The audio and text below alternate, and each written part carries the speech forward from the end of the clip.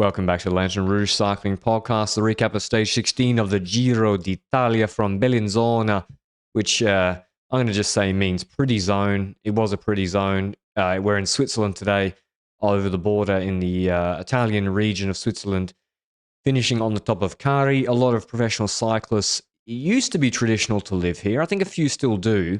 But I think Contador made his primary residence in Lugano, not far from Bellinzona, essentially the same area if you're Australian. But now it's less fashionable. But still, a lot of riders are familiar with this area. We have a 113k stage, 4 category 2 and 3 climbs on a local lap in the middle. So we have the Torre and the Leontica climb. They're both about 10 and 12 minutes. They're separated by pretty nice descents.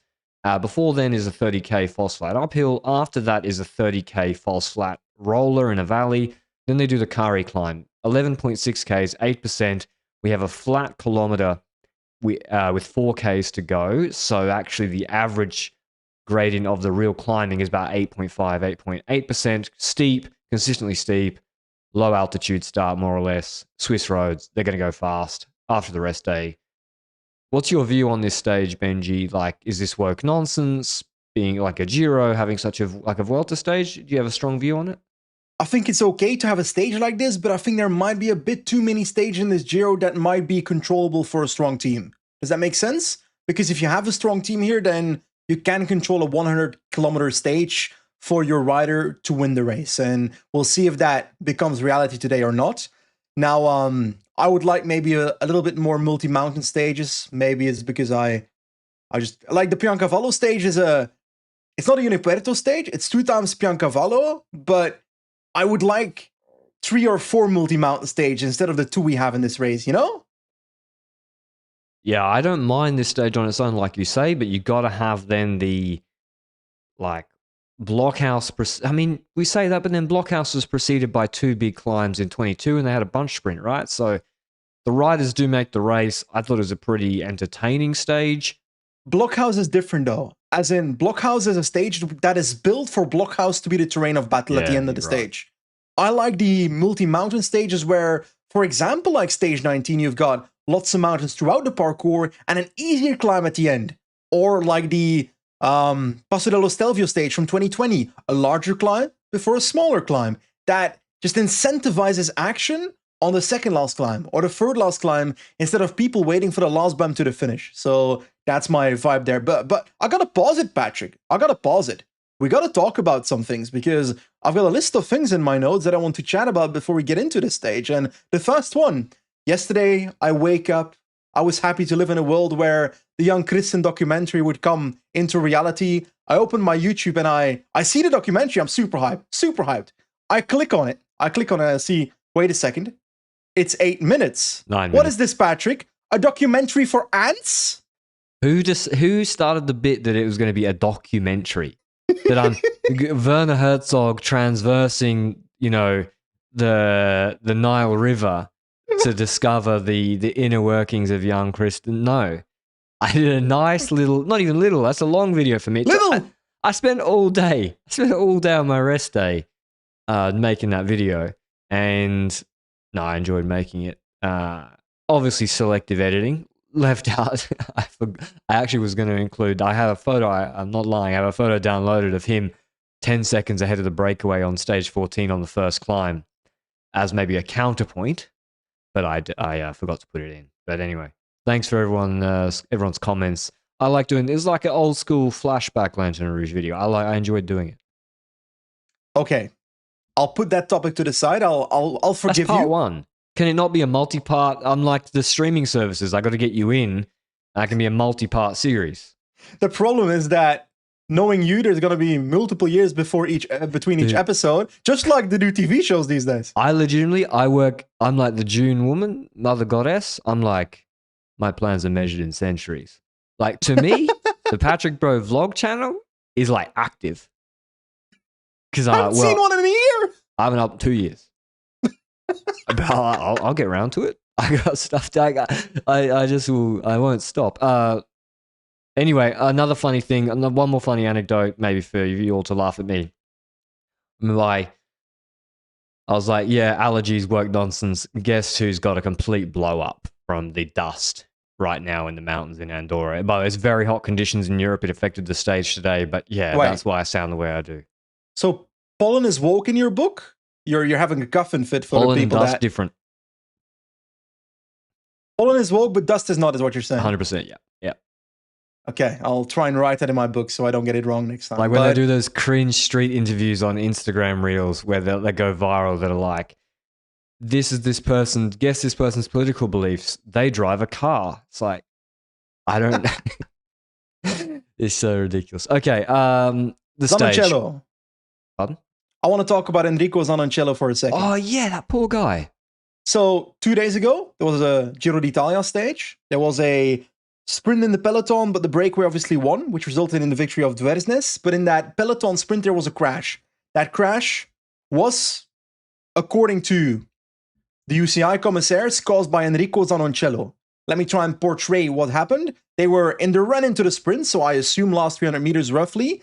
In doing so, Paul Penouet tries to move right to follow an Astana rider, I think, in the sprint. In doing so, shoulder barges into Enrico Zanoncello, who ends up falling over into Donaldson.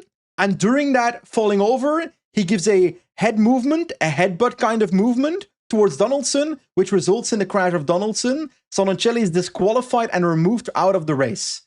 Now, I think there's elements to this. First of all, Penouet should receive a yellow card for the move that he did, because he straight up shoulder barges into Zanoncello in a pretty serious fashion. Then next to that, Zanoncello falling over, and so it's just a consequence of that initial shoulder barge. I do think that it's easy to misinterpret the headbutt, especially if it's literally being cropped out of the screen, like TNT Sport did on their Instagram and Twitter. They literally cropped Penouet out of the picture, making it look like Zanoncello took out Donaldson on purpose. So I think if he does this because he's trying to shoot through a gap, yeah, send him home. To make space. Send him home. He's trying to... I find it very hard. I don't know what the rules are. I haven't looked. Headbutting's not allowed. Spoilers. Okay, but is it a headbutt, really? Or is it a rider trying to not crash? And so how can we penalize riders in the middle of a reaction? Bang! Reactionary. You put your arm out even. What if you put his arm out to try to not crash? Give him a yellow card. And listen, we are the original deviation police, but I find it hard to send a guy home for he's reacting in the moment, trying to not crash. He's trying to counterbalance with his head. Also, because he hits the left, because Donaldson was on the hoods, which during a sprint, he's coming back. That compounds the issue. I just see no malice in it. Yeah. I think I had 3 phases. My initial phase was the first time I saw it. It looked to me like he just fell over into Donaldson after Penouet pushed him, and then Donaldson crashed as a consequence.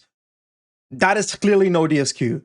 Then I started looking at the slowdown version of it 50 times, and the more I saw the slowdown version, the more the slowdown version becomes your reality. The headbutt was too Italian.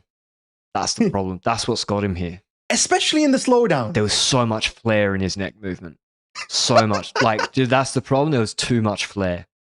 If it's on the slowdown and you watch it 50 times, then you could lean towards, oh, that maybe looks like an unnatural movement. I had a moment like that yesterday where I was like, that looks a bit unnatural after like watching it 30 times. But if you then go back to the actual speed and watch it again in that speed, I'm sorry, but... He's trying to hit Donaldson's shoulder. Yeah. His goal was to hit Donaldson's shoulder and bounce back. I don't even think it's the headbutt that crashes Donaldson. I think it's their handlebars. I think Cosmo on Instagram pointed that out as well. Cosmo went through it on IG. So anyway, Zanoncello, poor guy, he's out of the race. Yeah. It's quite sad, actually. It's a Bardiani rider that...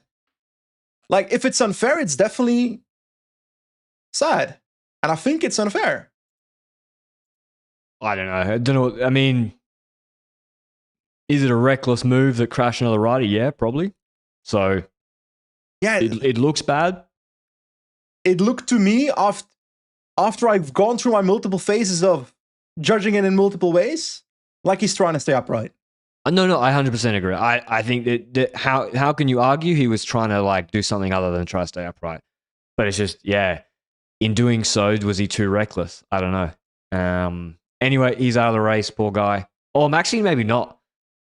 I'd take a holiday.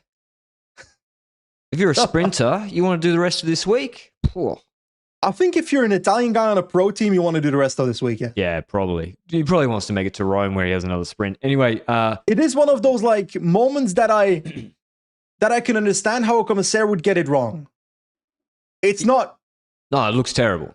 It looks terrible. Yeah, like he straight up smashed the guy with his head on his bars and crashed him. Anyway, today's stage, no crashes that I could see. Brake formation I was quite interested in, and it went differently to how I expected. Visma said before the stage, again, like they made no bones about it with, I think, in the press, they wanted to go for the stage win. Group of rouleurs jump on this in the valley straight away. Trekker in it with Teutenberg. Morgado's in for UAE. Movistar with Oliveira, Ultimate Tug Buddy. And I don't know, some others. Jacobs. I love Johan Jacobs. Johan Jacobs actually quality rouleur, just quietly. And Belocchi. UAE and Trek start chasing it. I was perplexed. Because if you want to win this stage against T-Rex, Kielich, and Campenaerts and Lemon, you're not going to do it with just your climbers. There's a 30k valley before Kari. The only way is to get some rouleurs over that local lap and to have them pull that valley. But UAE and Trek kept the gap on 20 seconds. So when the jumping started on the first climb, the rouleurs all got dropped. Yeah. We always talk about brake formation, about the fact that if you're a rider trying to go in a breakaway, that you got to try and think about the other teams and what their objectives are in this race as well. So for any other teams, they know that UAE wants to get Nervaez in this breakaway for the intermediate sprint points after the 4 climbs, and Little Trek wants to get Ciccone in the breakaway for the stage win and perhaps KOM points as well. But they also need to know that Visma Leasebike wants the stage based on what was said before the stage and based on the last week that they also act on that. So I think they should have given a little bit more leeway to the breakaway for it to be, it doesn't matter if it's a minute 15 or something in the run into that climbs. At some point, Visma will control the tempo behind because they want the stage. And then on the climbs, you can make your move. And I'm pretty sure that's what you just said. Yeah, because then Visma have a dilemma. How do you control Rubio and Ciccone jumping across a 2-minute gap to Oliveira? Do you go with him? Because they're going to be going apeshit. You'd have to do like it's harder. A steady tempo like they did at the start on the 16-kilometer climb 2-3 days ago. You need that steady tempo then, but that also puts strain on your riders. But we got to add on top of that discussion that the fact that UAE and Little Trek are pulling this first segment of the race towards those first climbs is time where Visma Leasebike doesn't need to do anything. And that makes it even more likely that the stage does not go to the breakaway, which UAE maybe doesn't care as much about because they're there for the Ciclamino points in the first place. Yeah. But Little Trek, Ciccone cares about KOM, but also about the stage, you know? 100%. So Narvaez, the Ciclamino point was placed after the climbs today, but after the local lap. You're right. Kielich doesn't have to pull that whole valley. They get to the start of that climb. The brake is essentially caught at the start. And then all the climbers start jumping. And then Kielich just does a fresh all-out 8-minute effort. And the bunch just explodes. And the breakaway gets like, 45 seconds max? 30, I think it was 30 over the top of the first climb. You mean the second breakaway or? The new actual breakaway that formed with Ciccone, Rubio, Jan Christen for a time, Jonathan Narvaez, and Chris Harper, 13th in GC.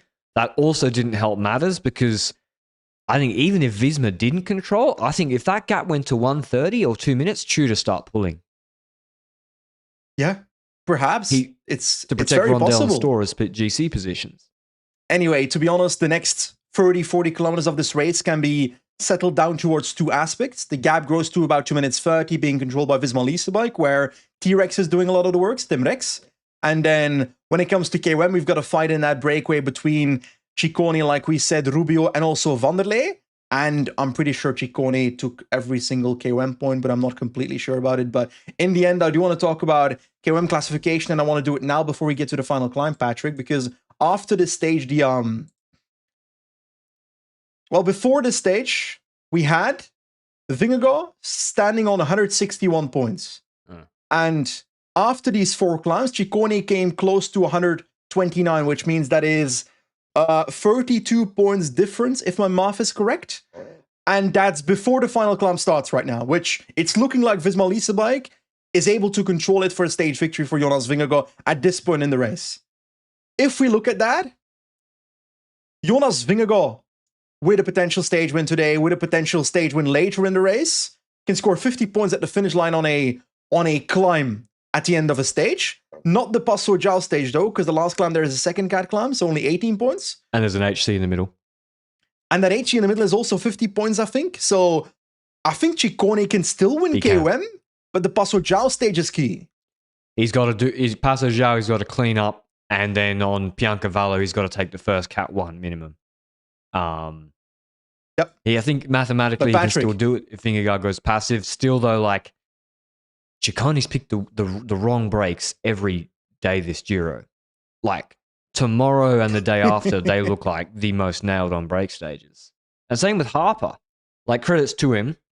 I think he might have... Did he still move up GC? Harper still moved up a GC position, but not really because he was in the break. But tomorrow is the day where Harper's moved 200k stage, a bit more like up and down.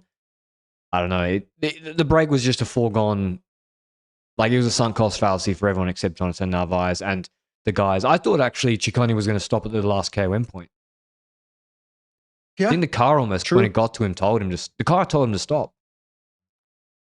I think so as well. And like you said, Jonathan Narvaez ended up getting the 12 points at the IS. So before we jump into the final climb, we can also talk about the intermediate sprint points and the points classification. Because right now, Paul Magnier is leading that after today's stage by 145 points, 2 points more than Narvaez. So it is super close. We've got plenty of intermediate sprint points available and a potential stage win tomorrow 2 days are big. For Narvaez.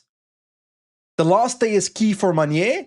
I don't think Quickstep can do much against Narvaez outside of trying to control breakaway formation. They tried a bit today. They were on the wheel of Narvaez when he tried jumping, but what are they going to do? Are they going to try and outsprint him at the intermediate sprint? Never going to happen.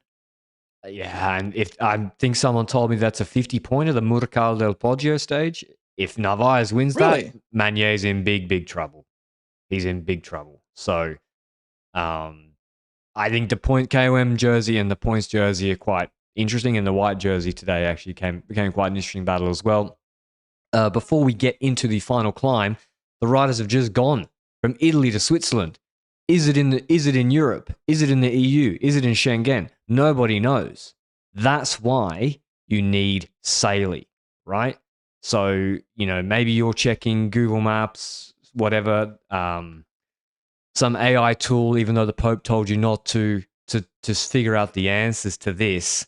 Every trip doesn't have to involve that complicated ritual.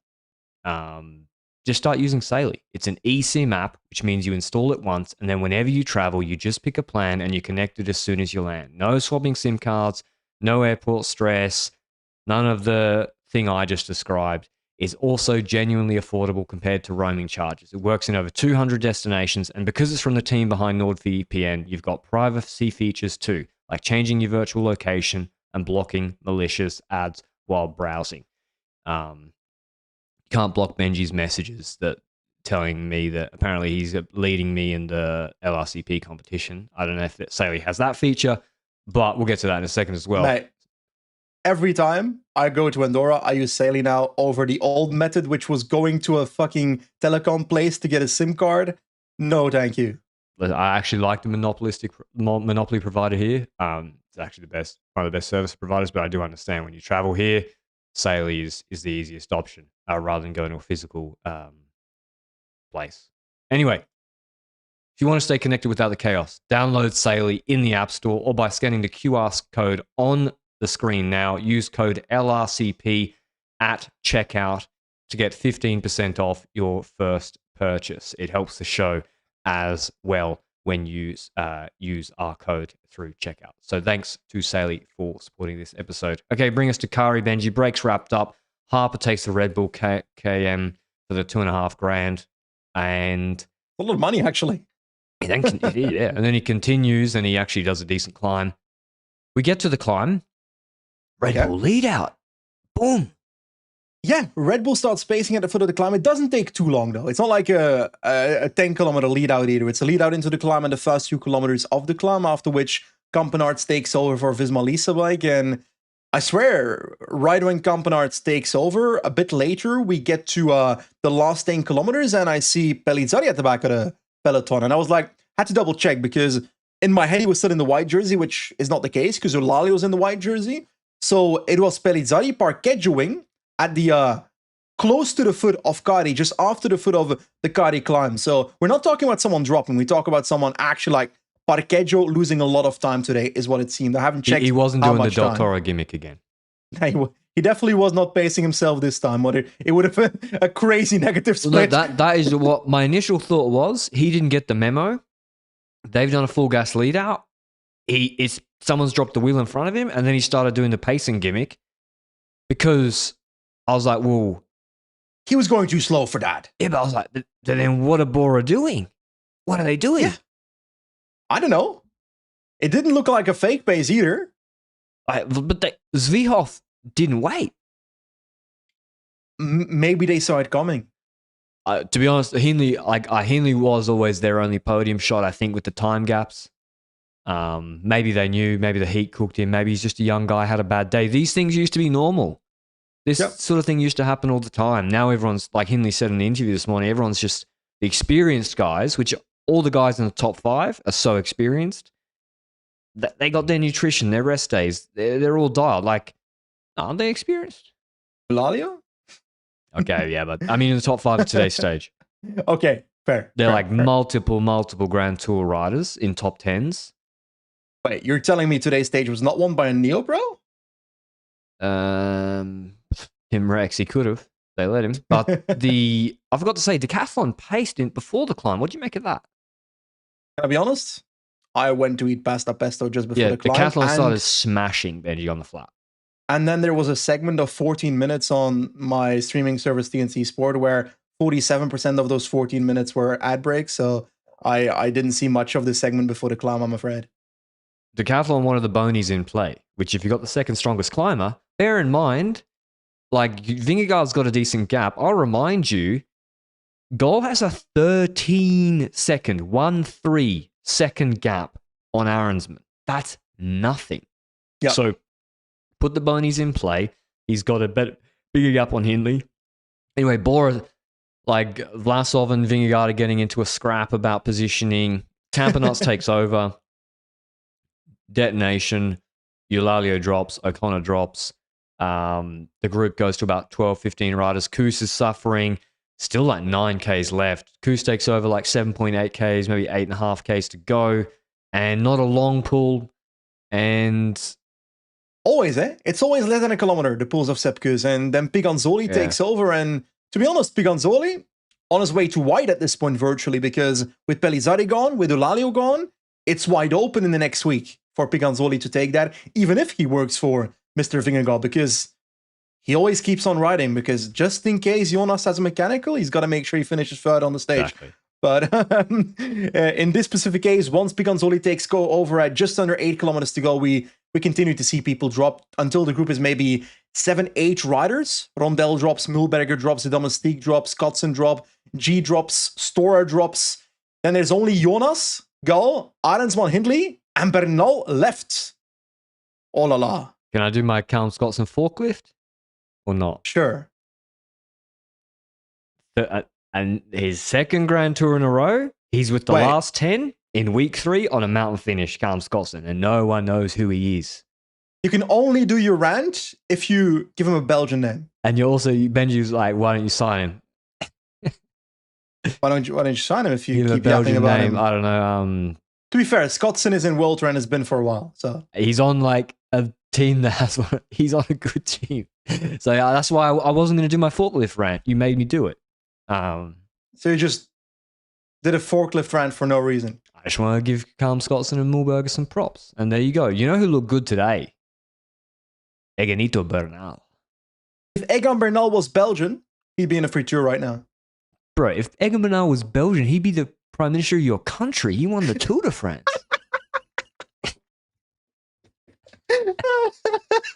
He was so good, by the way, today. You'd go back to having a monarchy, like a full-blown monarchy. You'd get rid We've got a monarchy! Yeah, but like, you'd scrap parliament and just be like, Bernal is like a theistic monarchy. Is the head of state. No, but like with controlling it. Yeah. Yeah. To be honest, if it's Bernal, fine. He speaks English, French, Italian, Spanish. Yeah, he's close enough to the oldie languages in Belgium. Exactly. So Bernal really good today, and I didn't expect it. I thought Bernal would be good on the Passo João stage, which they're the sort of stages where he was good in the Giro 21, the attritional high altitude. Not a watt per kilo test after 2 hours in Switzerland, so he was really, really good. Piganzoli winds it up. G and Stora drop. It's 5 left again. Vingegaard attacks. He gives first a seated attack. Gaul hangs on, looks back, gets out of the saddle. Gaul still hangs on for a bit, then he drops. I think Gaul made a mistake here. Ooh. But maybe he didn't, because after the race, so then Vingegaard, as opposed to Blockhouse, as opposed to the other climb, the gap then goes really fast out to 20 seconds. Is your take that Gaul should not think about Jonas at all, should stay with the others and try 100%. And attack them, or try to take time to them and not overextend potentially in following Jonas? I think what I can he see wants, both sides. I think what he wants is like the Visma lead out to drag him away from those guys, and then he can do his pace to second and take time. But the danger is that you overextend doing that, and it looked like that a little bit today, because unlike previous mountain stages, Gaul dropped back properly to the second group after the Jonas Vingegaard move, and to be honest, Jonas rode away, wins the stage, spoilers. But it's an intriguing factor for second place then in this stage, because Piganzoli gets back to Hindley, Gaul, to Hindley, Arensman, and Bernal. Gaul drops back to them, so we've got 5 riders in that group, and then G starts appearing from behind like the Undertaker and comes back as well. And I thought it'd be funny if Piganzoli also got second on this stage after doing his earlier lead out. Yeah, I got to make sure that if Vingegaard, if he has a mechanical, that you're just behind him, right? I think Ineos make a mistake here. As in, Bernal started pacing for Arensman for the significant portion of that. The mistake I see in Arensman here is that he started hammering it in the last 1.5 kilometers. So, Gaul's moment of weakness was when he got caught. Gaul said in the post-race interview, now maybe he wasn't cracking, maybe he wasn't suffering, but he said, I knew that with Bernal pacing, I could then recover on the flats kilometer. There's a fully flat kilometer with 4Ks to go. And so what ends up happening is Bernal does a magnificent job. He almost paces at the pace of Vingegaard. After that flat kilometer, he winds it up, drops Piganzoli again. Arensman attacks, but I think Gaul had recovered by that point. Maybe he was under pressure, I don't know, but Hindley and Arensman have to gang up on Gaul. And this is where it didn't work. Felix Gaul never had to hit the wind today after he got caught. When I understand that... Patrick, his knees are always in the wind. Like, I have to rewatch it, and I understand that Arensman's ahead of Hindley, so he can't let fourth place go ahead of him. I understand, but Hindley and Arensman close each other. Gaul doesn't have to do anything, and then they start track standing because there's bonus seconds in play. Yeah, but for me, it's just the fact that Arensman does it with 1.5 kilometers to go. He's opening himself up to so many counterattacks, and I've seen this so much before with Vincenzo Nibali in my nightmares in the Dumoulin era, where Dumoulin countered Nibali after doing this exact same thing. Yeah, let Hindley attack. Yeah, but Arensman was just setting a tempo at a certain point. I know, like that a hard I didn't tempo, get. Dropping people. Do you think Felix Gaul is like a game theory strategist, or do you think if you look at him for 2 seconds, he's going to panic chase? I wouldn't classify him as a game theory strategist. I think Goal is someone you can get to chase for you.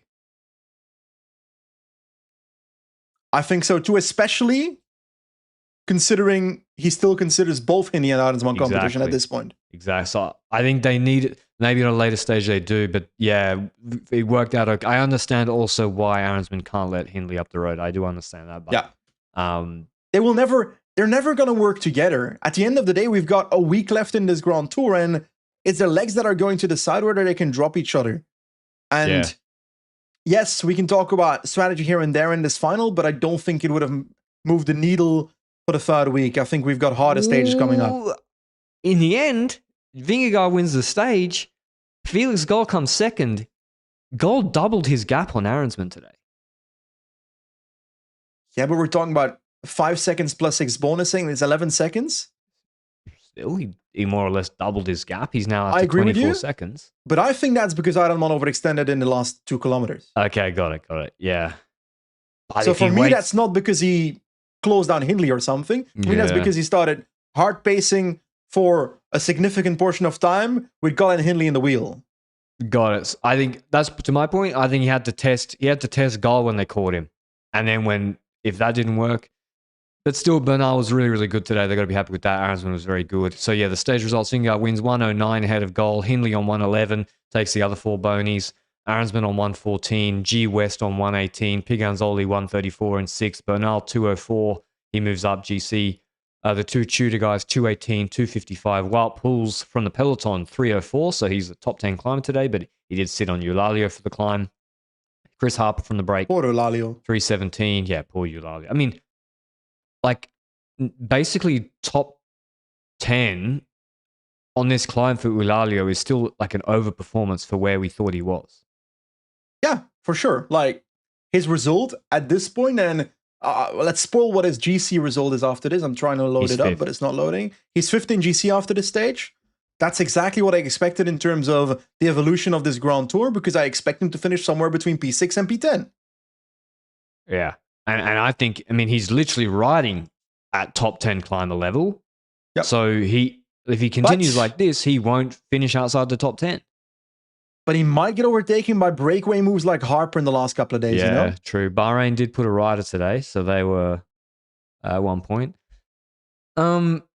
GC Vingegaard extends his gap to 403. Gall and Arensman move up a spot because of Eulalia dropping. They're on 403, 427. Hindley is 33 seconds behind Arensman off the podium. Eulalia is on 540. He has a lead of 130 over Derek G, who's on 709. Storer is not far behind, but G's moved up 3 spots. He's doing what he did last year. He's just dieseling his way back into the top. He probably finished top 5 now. Storer's 5 seconds behind him, but was not as good today. Piganzoli moves into 8th on 757. O'Connor drops a spot to 920. Bernal moves into the top 10 on 944. I reckon GM Piganzoli fight for the 5th top 5 spot at this point. Where's Storer? Hashtag free Piganzoli, by the way. Let him cook. So the KOM, like you said, Vingegaard 90-point lead, 80-point lead. That can still be, if Ciccone does everything right, he can maybe take it. Youth jersey, though. Eulalia loses a lot of ground.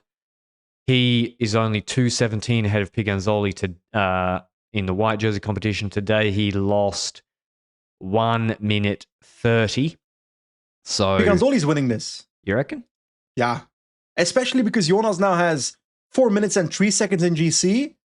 I don't see how Piganzoli will have to bury himself to save Jonas Vingegaard at any point here. Maybe he'll have to set a defensive tempo all the way to the top of the climb at his threshold in a future stage when Eulalia's dropped. Yes.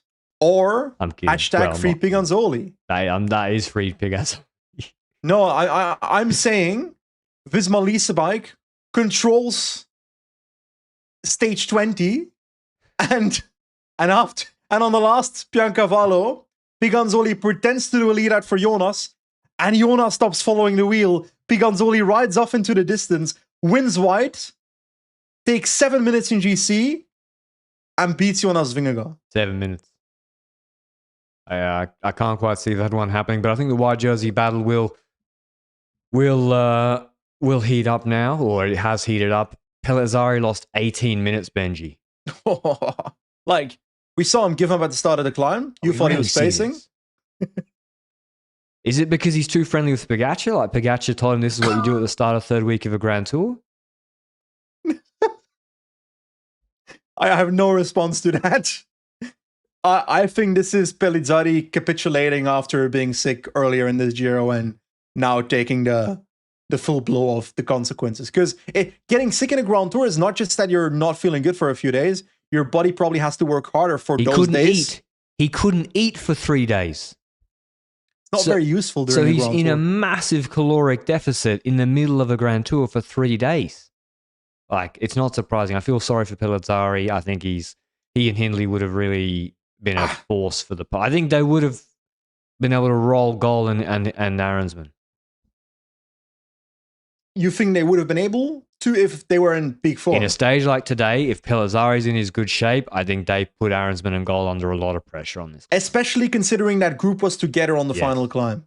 I see that working, yeah. But hey, they're not. I feel bad for Pellizzari, but hey, I'm going to break tomorrow. Well, based on his level today, I don't think he'll go in the break tomorrow. It's so hot, so it's also maybe it suffered with the heat. We'll see. Will he continue riding? We don't even know that. I don't know. I'd love for Pellizzari. Hopefully he feels okay. Hopefully he can continue. I'd love a Pellizzari break win in this third week. I would enjoy that. Ciccone wouldn't. Yeah. Okay. Let's go to tomorrow's stage then, Benji, unless you have something else to say. Oh, we do have to say, because of Vingegaard going all out, the gap to goal 403, the join discount is now 50%. Oh, snap. And Vingegaard's talking about being a bit more defensive. What is defensive? Is defensive, I will attack and gain 20 seconds instead of a minute 30. I'll attack in the last kilometer, for example. Is defensive, I'll just stay in the wheel of Felix Gall and half of Twitter will hate me afterwards. There's a lot of definitions to defensive. I reckon it's time to pull the trigger. I reckon it's time to pull the trigger. It can only go up to 60%. So it depends on whether you're a gambling man or not. And what if it stays like this? And then in Rome, he loses 20 seconds doing the team photo thing. And then you definitely can't wait until Rome. Yeah, you got to do it the day before at the latest. Exactly. So I think it's time to start thinking about pulling the trigger on the 50% discount on a joint annual plan. Okay. Tomorrow's stage, I'm really looking forward to it. From Cassano d'Ara to Andallo, we go back down south past Brescia. Coming from the border, more or less, we have a flat start of 50 kilometers. Wow, long stage. So we have an hour flat at the start. We then have a category 3, 8 kilometers, 6%. We're going the other direction. We're going from Milan through Brescia towards the Trento and the Dolomites. We have the Passo de Tre Termini, 8K 6% descent, an 8K 4% category 3, so 2 cat 3s. Then another valley uphill. Then the Roncone, I remember that climb from something, 5Ks 5%. The Maglia Ciclamino points are there, so Narvaez, he's going to be in the break, he's going to take those points.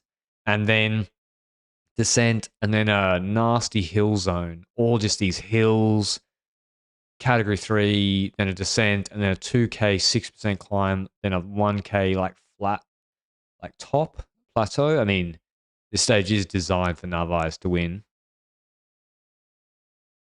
I can't find Roncone too much about it. There was a stage in... There's no way this is... What am I looking at? This is like... We're going to have Zana, Garofoli, Narvaez, Kristen, Arietta. Who else? Who's in the break? Rubio. I'm going off topic here. Montichiari Roncone is the name of a race that Alessandro Covi won in 2016 ahead of Jaka Primožić and Tadej Pogacar. They were babies, Patrick. They were children. There you go. Junior race, by the way. Anyway, let's talk about the stage, the breakaway.